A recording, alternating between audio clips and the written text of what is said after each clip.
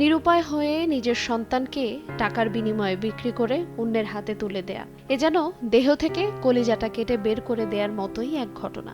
তবুও মুক্তি মেলেনি। অসুস্থ হয়ে ঘরের মেঝেতে কাতরাচ্ছেন অসহায় এক হতদরিদ্র বাবা। রোজার প্রথম সপ্তাহে ব্যাটারি চালিত অটোরিকশা চালিয়ে বিকেলে বাড়ির পাশে একটি দোকানে গিয়ে বসেন দেলদুয়ার উপজেলার বর্ণি এলাকার আলামিন। এ সময় স্থানীয় পারভেজ নামে এক ব্যক্তির সঙ্গে রোজা রাখা নিয়ে তার কথা কাটাকাটি হয়। এক পর্যায়ে দোকানে বসে থাকা আলামিনের ঘাড় ধরে মাটিতে ফেলে দেয় পারভেজ। এতে জ্ঞান হারিয়ে ফেলেন আলামিন। পরে তাকে উদ্ধার করে প্রথমে দেলদুয়ার উপজেলা স্বাস্থ্য কমপ্লেক্সে নেওয়া হয়।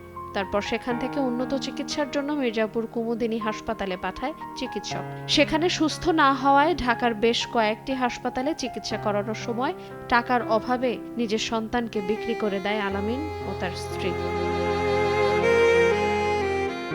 ধার দেনা করে চিকিৎসা করতে গিয়ে প্রায় ৩ থেকে ৪ লাখ টাকা খরচও হয়েছে তার। কিন্তু সুস্থ না হওয়ায় অপারেশনের পরামর্শ দিয়েছেন চিকিৎসক। তবে টাকার অভাবে চিকিৎসা করাতে পারছেন না তিনি। বাড়িতে গাড়ি রাখা ওই প্রিন্সিতে যা বইছি তো বাতাসের লেগে, পরে ওই বইছে রোজা নিয়ে তক্কি কইরা ও আমার গাড়ির মধ্যে দইরা প্রিন্সি থেকে ফালাই দিছে।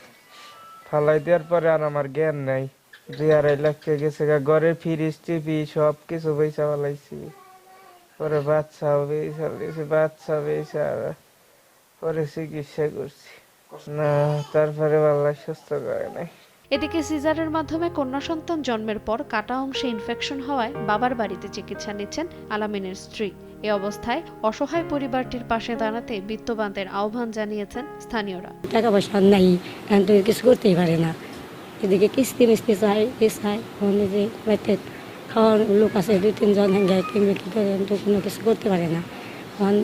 এটাকে বিচারও চাই আমরা, আমার ছেলেটা যেমনি করলো সেই বিচারটাও আমরা চাই, আমার ছেলেও জানি ভালো চিকিৎসা চাই। আমাদের তো আর্থিক অবস্থা খুব একটা ভালো না, যত দূর পারছি তত দূর চিকিৎসা চালাইছি। চালানোর পরে টাকা পয়সা সব শেষ হয়ে গেছে তখন আমার বাইরে শেষ একটা সম্বল ছিল, তার একটা মেয়ে 1 মাস আগে সিজার করছে। সিজারের বাচ্চাটা আমরা সিদ্ধান্ত নিয়ে ফেললাম যে ওর চিকিৎসা তো করতে পারতো, বাঁচাইতে দেব।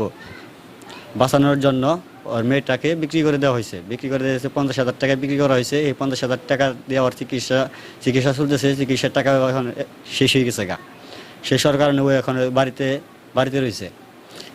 আমার কাছে সরকারের কাছে আমার এটাই অনুরোধ যে আমার বাইরের জন্য জানি সহযোগিতা করে, ও জানি সুস্থ সবলে আবার ফিরে আসতে পারে, বউ পোলাপানের সংসার করে খেতে পারে।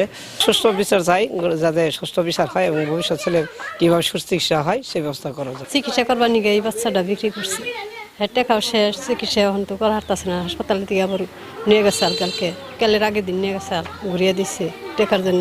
আলামিন 4 বছর আগে বিয়ে করেছে। তার একটি 2.5 বছরের কন্যা সন্তানও রয়েছে। সময় সংবাদ, টাঙ্গাইল।